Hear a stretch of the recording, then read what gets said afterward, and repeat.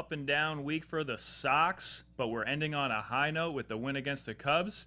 We'll get all the fan reaction and much more on this week's Red Sox Wrap 360.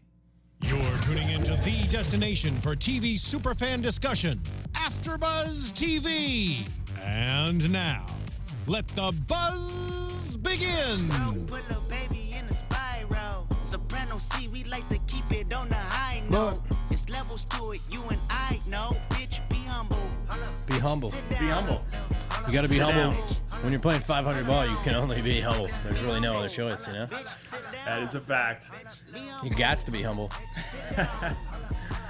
All right, everybody. Welcome to another edition of Red Sox Wrap 360. I am Ben Fay alongside Dennis. And we have the lovely Laura on the couch today. Hi, everybody. What up? Well, let's get right into it.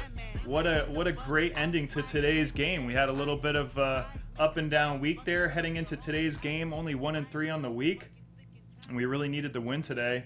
Yeah, took it Came in up with impressive it. fashion.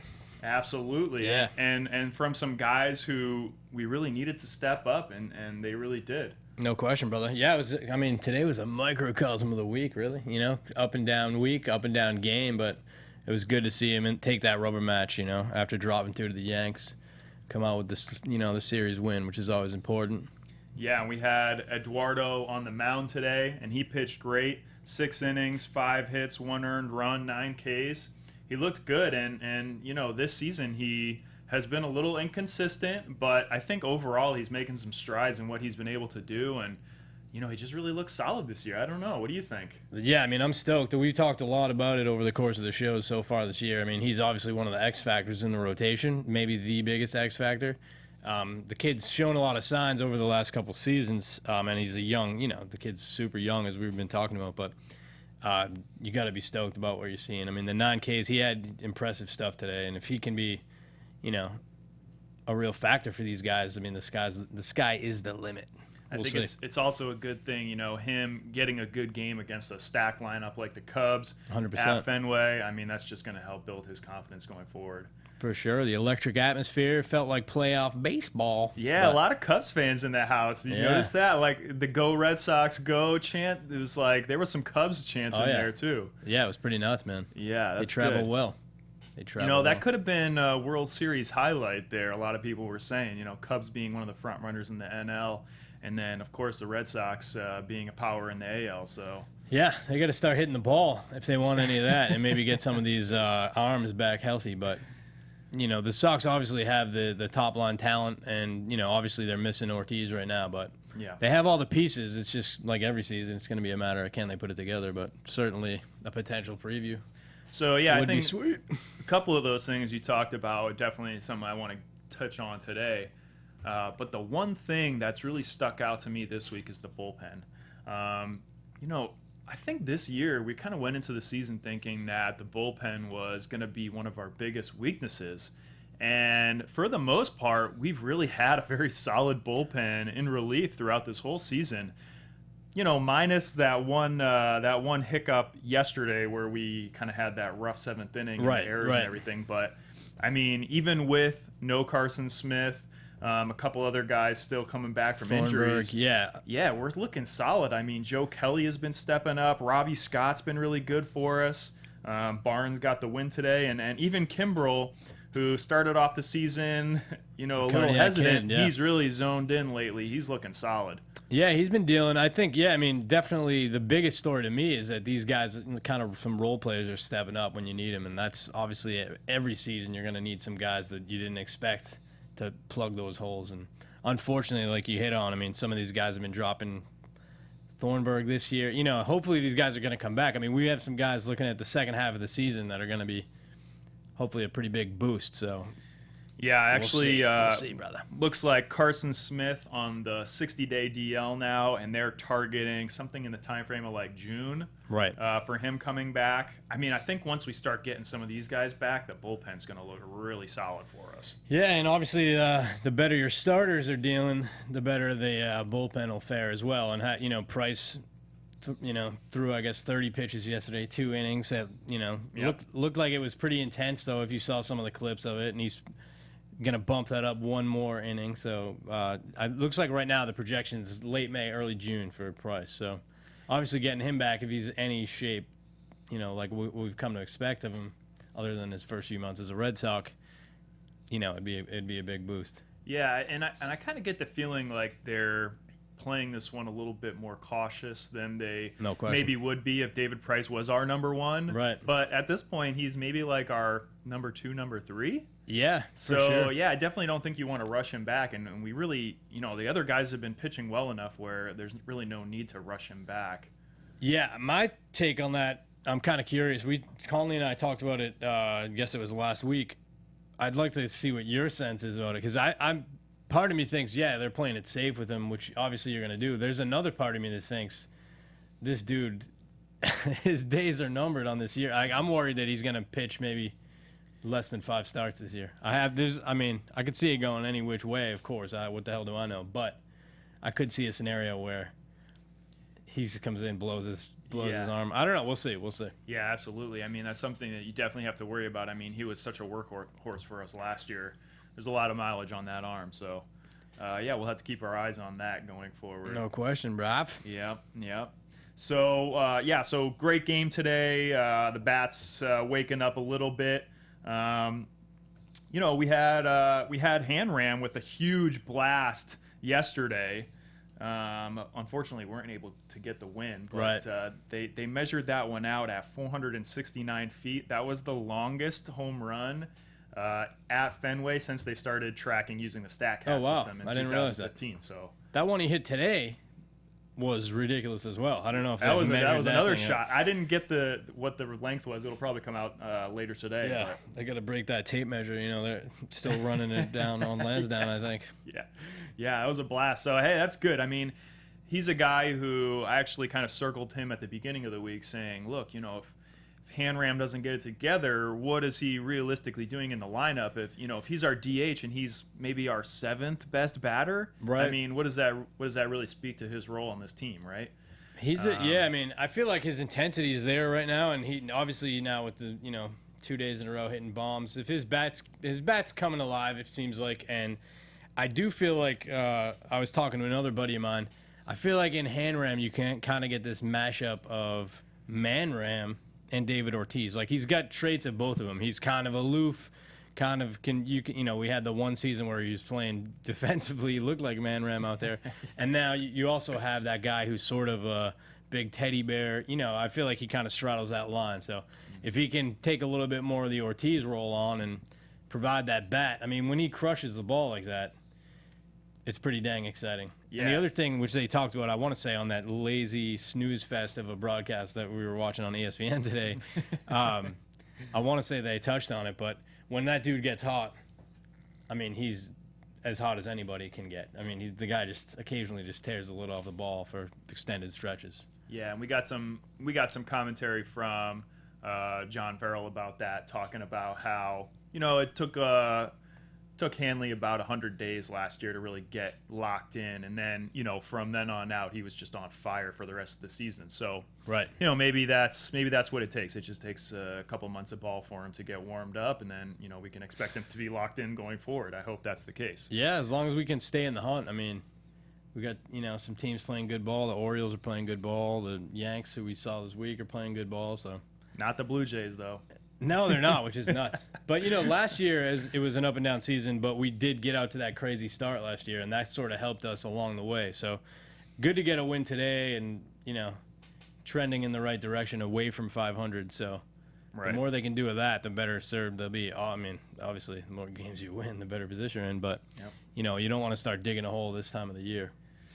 Yeah, I think the other guy that has really looked impressive, all season, but just especially this past week with some of the bombs that he's been hitting is Benintendi. Oh, my goodness. I mean, guys, this guy is like, maybe 200 pounds dripping wet, and he's blasting them to center field, He looks incredible. Yeah, I mean, there's not enough cool adjectives to throw at that dude. He's the man. And he does it all. He does it on the offense. Oh, you know, yeah. he does it with his power. He does it with average. He does it in the field. He does it base running. He's just the full complete package. Stud. Complete stud. It's pretty exciting. It's fun to watch. How do you not love the kid? You gotta. I mean, it's pretty fun to watch a guy kind of at the onset of his career just and each. I mean, he seems to just blast expectations. You know, it's like he's crushing it, man, and that hair to match. You know, That's right. He's got big league flow, going with the big league skills. No question. Madden was quoted saying that he sees Benintendi kind of being Freddie Lynn reincarnated. Nothing wrong with that. Yeah, so that's pretty good comparisons. I'm guessing that he was actually speaking to the fact that Freddie Lynn won actually Rookie of the Year his rookie year and also MVP that year. No big deal. So I mean, No big Benintendi is probably the best offensive player on our team right now. Very well could be set up to have that type of a season. Yeah, I mean, the sky's definitely the limit for that kid. And But like it's you early. said with the glove, it is early. We don't want to get too far ahead of ourselves, but he definitely has that mentality too, where you know he's not rattled, and they kind of beat that into us last year when he came up, and but you know I think that goes a long way with a long season when you're a young kid. But we'll see, man. Yep. It's fun to watch. It is fun to watch. So yesterday I talked about that a little bit. We had kind of a blow up there at the end of the game. 4 errors in that game, 2 in the 7th. That really kind of let that game get away from us. So that was tough to see. I guess we kind of got that back a little bit at the end of today. I mean, we already went ahead, but Right. Addison Russell obviously kind of threw it low. And How do you feel about his Pokemon collection? so weird. Not the sidebar, but let's sidebar real quick. Like, I know ESPN laid a bunch of people off for this week. I mean, did you guys find that? I thought maybe it was me for a while. I was like, this is a snooze fest. And then I'm on social media, and it turns out, like, I'm not alone. Like, that was an abysmal broadcast. Yeah, it was I don't know pretty if bad. it was just, it'll put you to sleep. yeah. It was brutal. It was brutal. I don't know why they chose to spotlight Addison Russell when they could have. There were so many other players they could have talked about. I mean, they were talking about Chris Bryant, his family being there a little bit. I thought they probably could have got a little deeper into that. Sure. But I mean, it was half an inning, and he's flipping through cards. It was, you know. yeah. it just felt like an awkward, weird. disjointed broadcast. But hey, we specialize in those ourselves, so maybe we shouldn't throw stones.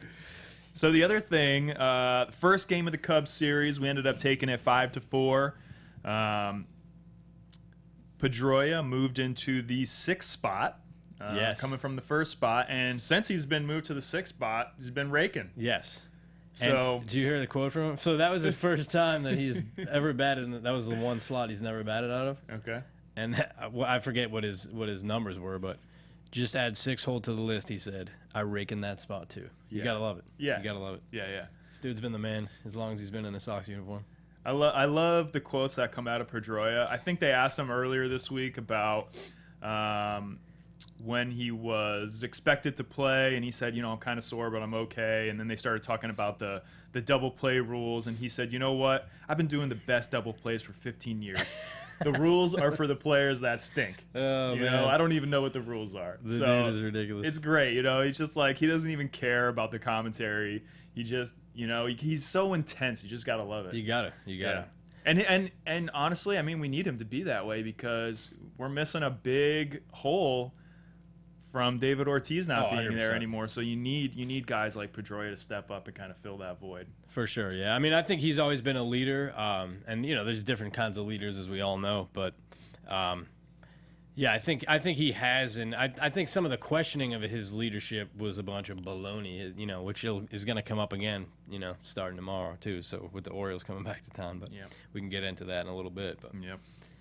the kid is a leader. Yeah, yep, absolutely. And I heard some folks asking if we can try to sign David Ortiz back as a DH, but not as a designated hitter, as the designated hype man. Wow. Yeah. Just have him hang out in the bullpen or in the dugout? in the dugout and just get people hyped up. I don't see why not. I mean, remember when Pedro had that little man there, small person? I forget the correct terminology. Remember he had that little mascot with him? I mean, you can have a large man instead. Whatever, yeah. I mean, is Ortiz? I wonder if is he hanging around Boston? Is he back in the Dominican Republic? I don't know. I'm not sure. We'll get a 20 on him. Yeah. I mean, certainly that guy being around though, he's one of those guys. He would actually bring value in that role as a hype man. And I have to asterisk his name now. It is Dr. David Ortiz. Because Really? he just got his Doctor of Humane Letters from New England Institute of Technology. Sounds like he's in the area then. I don't know what the hell that doctorate is. I don't know either. Apparently they're just handing them out. Humane letters. Yeah, I don't know. I'm not sure what that is, but it sounds like he's Doctor qualified. of Humane Letters. Fair enough. If any of our listeners, by the way, I forgot to mention it earlier. For any listeners out there, you can hit us up. You can hit me up on my Instagram, Benny Frickin' Jam. You can get a hold of us in the YouTube chat where we have Laura manning that. Or you can hit me up on, I said Instagram, I meant Twitter. Denny, what about if folks want to reach out to you? Yeah, I'm on Twitter as well, at Deehaas, Deehaas. Yeah, so if any of you guys know what the heck a doctorate of humane letters is, I mean, yeah, Let I us don't know. know if Google knows what that is. I'll look it up. But yeah, so we ended up taking 2 out of 3 against the Cubs, which was solid. I mean, I think that's a great launching point for us, especially coming out of our series against the Yanks, where we dropped the first 2 of this week. I mean, we had that one game that was postponed, and then Right. we lost 2 straight, and we just had no offense at all. It's tough. Yeah, I mean, it's tough. I don't know if we dive into it now, but maybe we should go in order, maybe either way. So Chris Sale, though, I mean, as we've all talked about, I mean, this dude is dealing. And to get, I guess we're just going back in reverse order, but Yeah. Sale, I mean, throws a gem of a game. I mean, obviously, hats off to Tanaka, who throws, a complete game, shutout. Yeah. And with only 97 pitches, too, with a efficient game. But that said, it's like, I mean, Sale is pitching lights out and is just getting abysmal run support. It is disappointing to have a guy pitching that well and, not be able to have anything to show for it. 4 runs in 5 starts is what the insanity. Red Sox have scored for him. It's crazy. Which is crazy because, I don't even know what his ERA is off the top of my head, but it can't be more than 1. 119. God, I mean, Yeah. just get him some runs. I mean, yeah, and then they come out and score 5 runs the next day against the Cubs in the first inning. Like, we could have had some of those runs. against let's the Yanks, but spread those out. Yeah, he's also leading the league in strikeouts with 52. So, man, it is He's frustrating. He's so filthy. I saw there was somebody tweeted out a picture of him. He actually, before the game, there was a fan that somehow got a hold of him in the dugout. This is a fan who's actually a player in some independent league in the area, and Chris Sale was actually explaining to him for about 5 minutes on how he throws the slider. Yeah, what a generous bastard. You know what? It must just be that he's like, there's no way you're ever going to do that, kid. So here, let me give you 5 minutes of my time. I mean, that was probably the only thing he had to do today. He had to, wake up, brush his teeth, go to work, show some dude. Here's what I do. You'll never be able to do it. Have a good life, I guess. Keep working on that. Pretty cool, though. Pretty yeah, cool I mean, story. that's really nice. I mean, Yeah, for sure. And he's not known as, the social media, Mr. Friendly guy either. So, Yeah. to see. So, it's just nice to see that, It's mostly known as, I destroy things when I'm when he angry. cut up his uniform. That's coming, or, by the way, right? Don't you think? I mean, so far he's saying all the right things. I blame myself. Mostly I'm frustrated with myself. Yeah. I don't know. If he keeps getting goose eggs from the offense, I think there's going to be some... maybe he's just keeping it within the locker room right now, but we haven't seen any jerseys cut up yet or any, pulling Ortiz and smash a phone. Hand ram today, by the way, when he smashed the helmet. I kind of enjoyed that. Deserved it. I mean, those the umpires were terrible. questionable strike zone. Real bad. I mean, that one pitch that he was arguing was, 4 or 5 inches off the plate. For sure. So. And that's what got him, too. I mean, Yeah. you end up having to chase it. And Yeah, exactly. And then he kind of puts it in that same spot and throws a curveball that ducks out. And, yeah, of course you can't get to that. But, yeah, no, and that stuff drives you crazy. So, Absolutely, brother. but, yeah, deservedly so. I think he was definitely in the right there. But, what was I going to say? I forgot. So, they dropped that game Thursday, Yeah. 3-0. Wednesday, against the Yanks, they lost 3-1. I don't know if we should talk for a minute about Aaron Judge. I don't know your philosophy. Conley was kind of giving me the business, but I think it's okay. Right now, it seems like the bad blood. There's no bad blood with the Yanks, really, and now it's like a love fest with the Cubs in town. It's a little weird, but at least we have the Orioles coming in tomorrow to get our blood boiling. But Aaron Judge, I mean, if I may have a man crush on one guy on the Yankees, it's certainly going to be this behemoth in the outfield. He is a mammoth. I mean, I think he's like 6'8".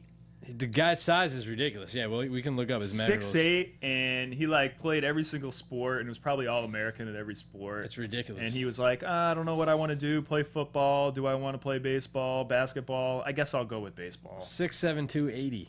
God, man, he crushed that ball. And I don't know if you saw that home run that he hit, but they pitched him up and in, and he almost hit it opposite field, on his hands, and insane. he still had more than enough to get it out. Insanity. And then the catch, and of course that catch. I think it was the #1 play on Web Gems this week. Where you gotta respect that. Yeah. Oh, that was a great catch. You got to. I think he just set a record too for his age, as a Yankee for jacks in the month. I want to say. I think he has 10 jacks in the month of April, which is a Yankees record. So, kid's a stud, man. It's exciting to watch. As a baseball fan, obviously we're not Yanks fans here, but a little bit of respect. Laura, did we have somebody hit us up on the social media? Well, before that, we looked up what the Doctor of Humane Letters is. Yeah. And it is an honorary degree, usually to those who have distinguished themselves in between areas other than science, government, or literature. So maybe it's a bunch of baloney. So it's maybe some of his charity work. I don't know. Probably. And then we got Star Drew, our Star regular, Drew.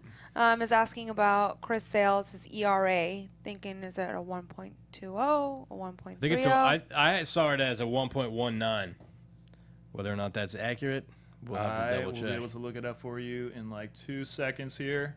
But yeah, you can't say enough about Sale. I mean, we can gladly spend another 5 minutes talking about him. 1.19, you were right. 1.19. Second in the league. He's only trailing Santana. Fair enough. Now, if he was getting anything more than, half a run per game, he would be. God. I mean, this dude, though, if he can keep dealing like this, man. Cy Young. It's amazing. I mean, it's. I've talked to Conley about it. I know you guys have talked about it, too, separately. I mean, we haven't seen this kind of electric stuff since Pedro. Yeah. Which is exciting. It really is, yeah. He looks great. He's filthy.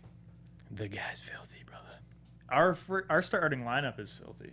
Even without Price right now, it's pretty filthy. The lineup itself? Yeah. Or our rotation? Our starting rotation, excuse me. Yeah, I mean... Wright's been a little up and down, but... Right? I mean, with the knuckleball, it's always, especially the cold weather, this time of year, the weather obviously has such an impact on that stuff, and it's sort of a streaky art. Yep. And as we all know from the years of Wakefield, who's about as good as anyone with the knuckleball and had a great career and certainly an all-time fave kind of guy.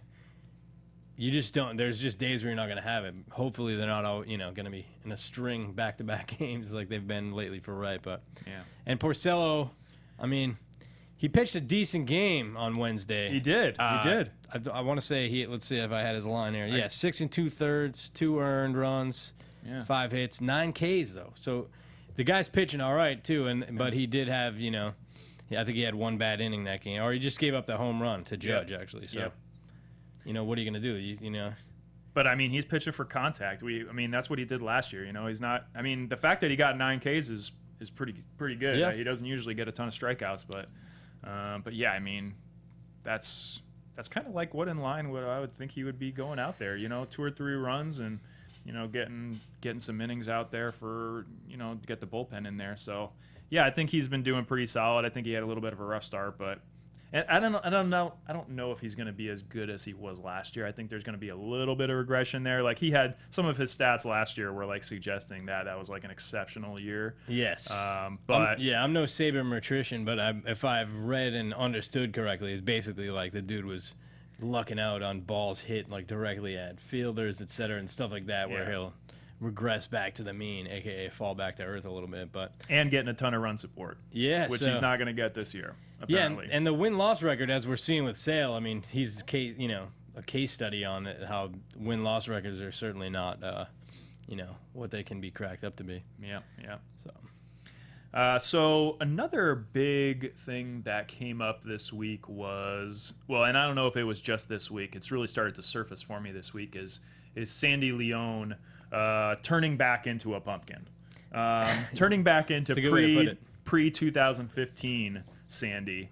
And just really hasn't been able to do much. I think he was at like batting a 190 last I checked. yeah, now the good news with both of our catchers is that defensively, they're both good enough defensively that it warrants them being on the club. And right now, we have Vasquez hitting lights out. Yep. So now, he just had he first had his first back-to-back starts of the season, and now they strung 3 in a row. So it looks like that change that we were wondering, it just took place. I want to say it looks like the job's his right now. So Yeah, I think that was probably the plan all along, is to kind of ride the hot hand, and Sandy started off red hot, and so they kind of rode him for a little bit. But now that he's cooled off, it's time for Vasquez to get his shot. yeah, deservedly so. And just a little side note of the starts, and this was prior to today's game that I have these, so I'll adjust it. Vasquez 7-2 on the games that he started, while Sandy is only 6-8. So I don't know. Interesting. Maybe that speaks to Vasquez getting hits where he needs them as well. Yeah. I mean, a lot goes into the being back behind that dish. I mean, the pitch selection, et cetera, et cetera. So yeah, like managing the game, it's a tough job. But yeah, I mean, I think sort of just repeating myself, but the fact that they're both so good defensively, it's great that we can have, and if they're not both cold at the same time, then sweet. We'll just keep, Exactly. basically run out the hot hand for now. But I my gut says that Vasquez is going to end up being that lead dog now. I think that transition is what just took place. I think you're right. And earlier in the season, we were talking about how we actually think that we had 3 legit starting catchers.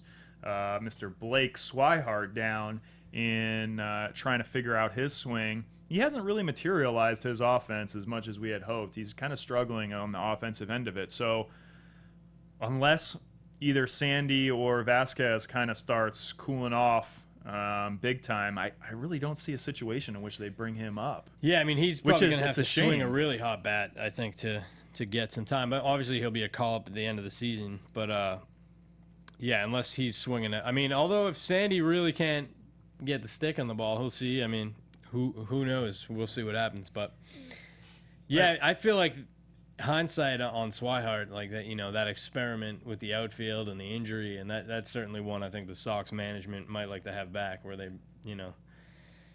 Well, now they're in a situation where they're kind of sitting on Blake in the minors at 25 years old.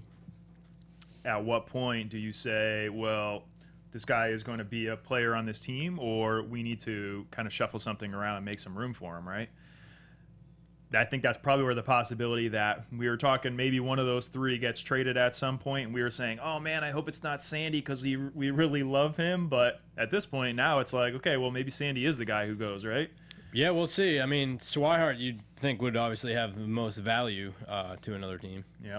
But yeah, I don't know. I don't want to. I think certainly you're gonna need like 3 catchers down the stretch.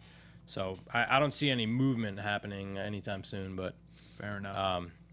But yeah, obviously I think like you're hitting that Vasquez taking over it's big doings. I think he might be. We'll see. We'll see. He seems like the catcher of the future though. Yeah. Another young stud. Yeah. So a couple notes on our DL. We have Brock Holt feeling a little bit better from that vertigo action that he was getting. Not really sure what that was from. Is that... I don't know. I actually have bouts of that stuff. I'm certainly no major league athlete, but that stuff is not fun. I can't imagine trying to play any kind of ball game with it. My stuff, as I've, I don't have any doctorates, honorary or otherwise, but I think mine's all like post-concussion related. And we do know that have rocks in your ears. So, and we do know that Brock had a couple concussions, I think last season, and maybe one earlier this season, or am I making that up? But yeah, he was out for some time, I remember, with the concussion. So That could it's very not well good. be it. I don't know if they've brought that up, if they've tied it to his concussions, but it makes sense. Yeah. So I mean, apparently he's feeling better, and hopefully we'll start to see him in the lineup a little bit more.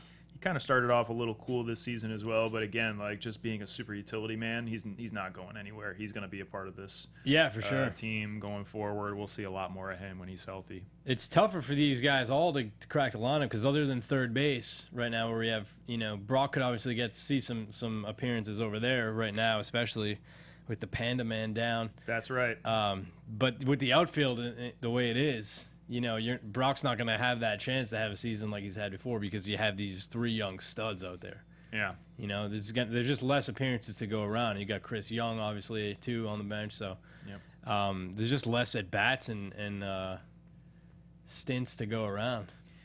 And you mentioned that Panda went on the DL as well. Did we figure out what that was that he had? He has a sprained knee, I want to say, right? Sprained knee, that's right. Yeah, it was like so- on a diving play or something. Yeah, and just I think I don't remember if it was today or yesterday, but Farrell basically said there's no timetable for the Panda Man.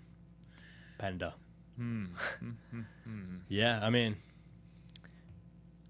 I'm I don't even know what to think of that, Oh man, Panda is he's a lightning rod, that guy. He's like a wild card. You really don't know what exactly to expect from him. Is he going to be able to play the field? I mean, he's not looked great in the field this year.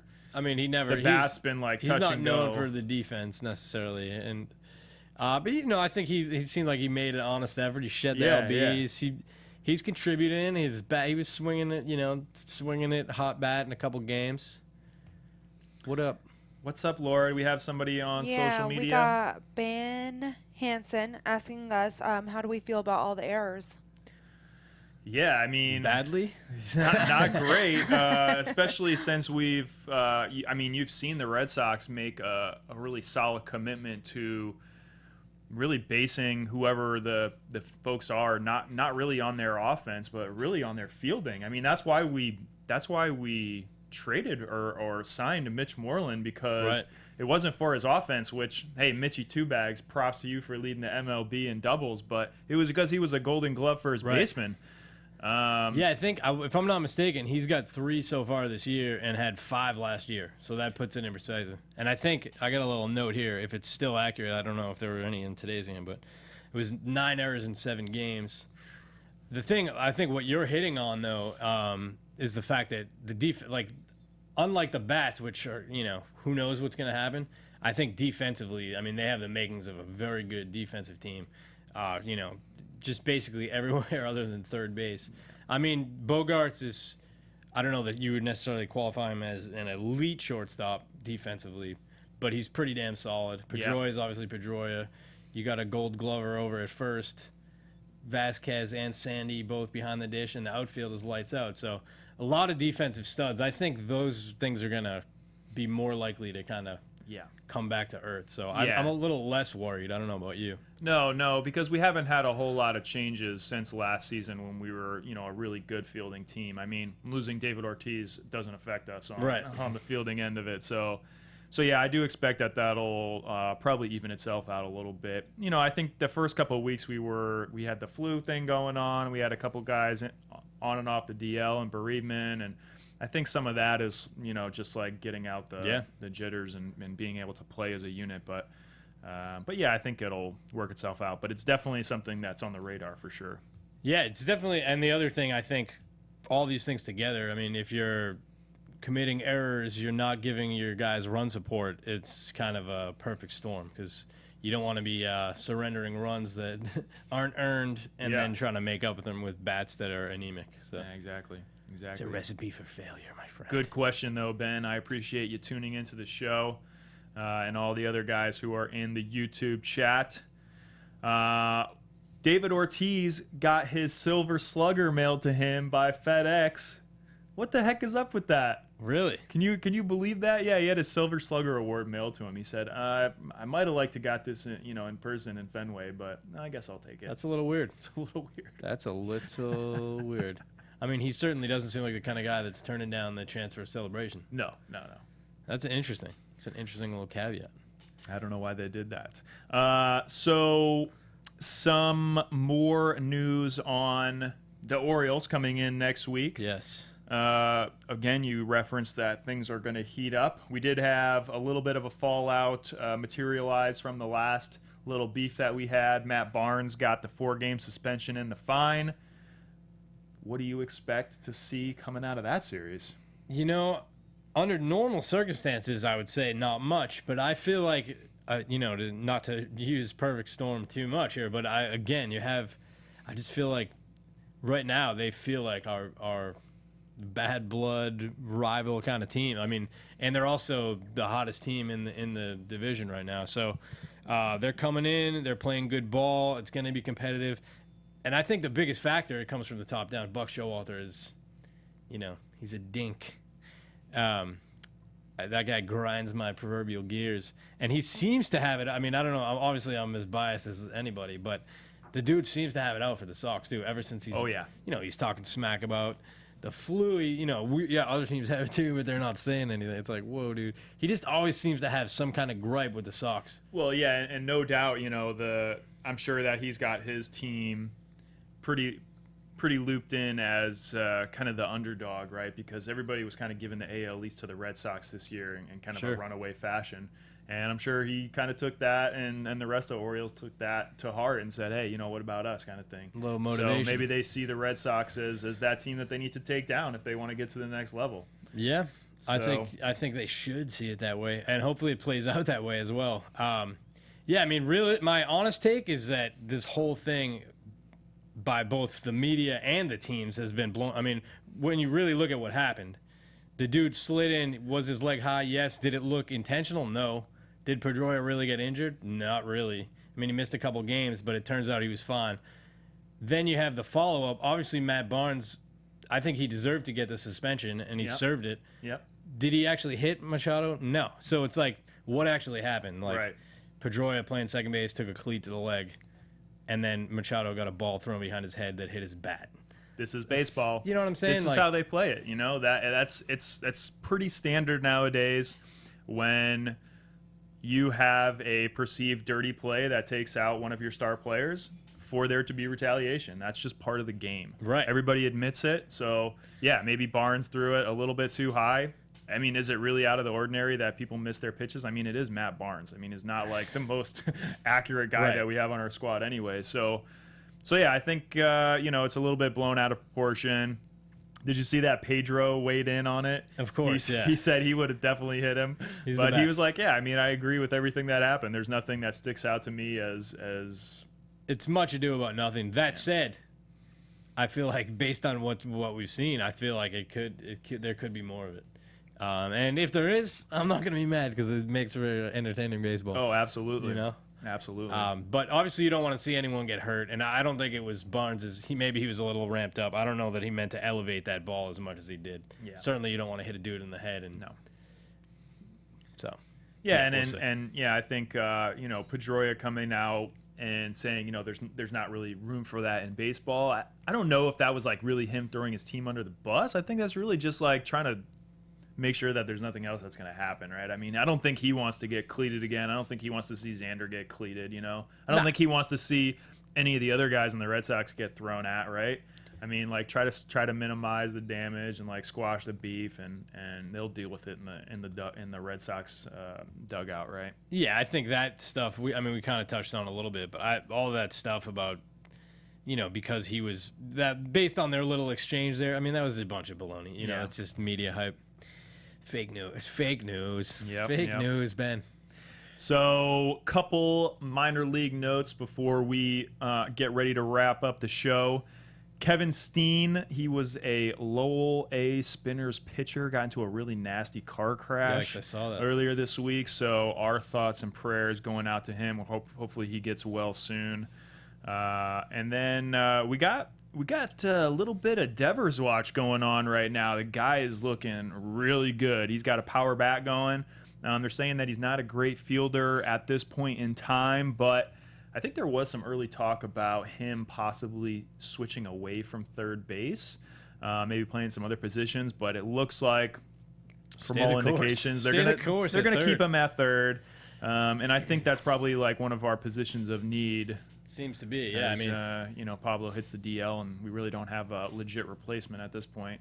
Yeah, I see most of the projections on him seem like next season is for the earliest for him to call it. But, that was the same with Benintendi last year, and you never know what happens. Yeah. Especially if it's a position of need and the dude continues to produce. We'll see. Yeah, but I think most people agree with you. We're probably looking at 2018 call-up for him. I think that's all I got.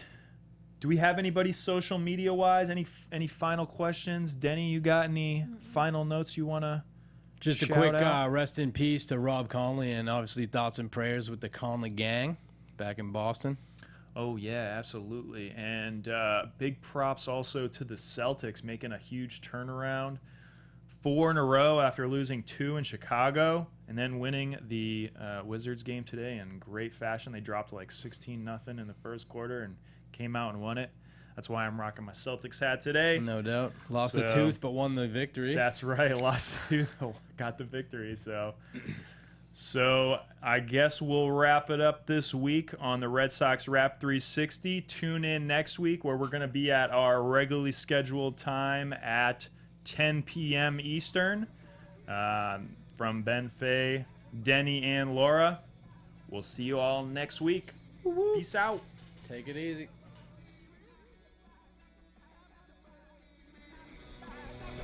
From executive producers Maria Menounos, Kevin Undergaro, Phil Svitek, and the entire AfterBuzz TV staff, we would like to thank you for listening to the AfterBuzz TV network.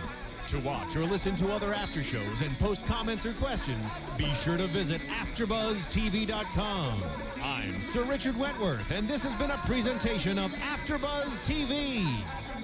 Buzz you later. The views expressed herein are those of the hosts only and do not necessarily reflect the views of AfterBuzz TV or its owners or principals.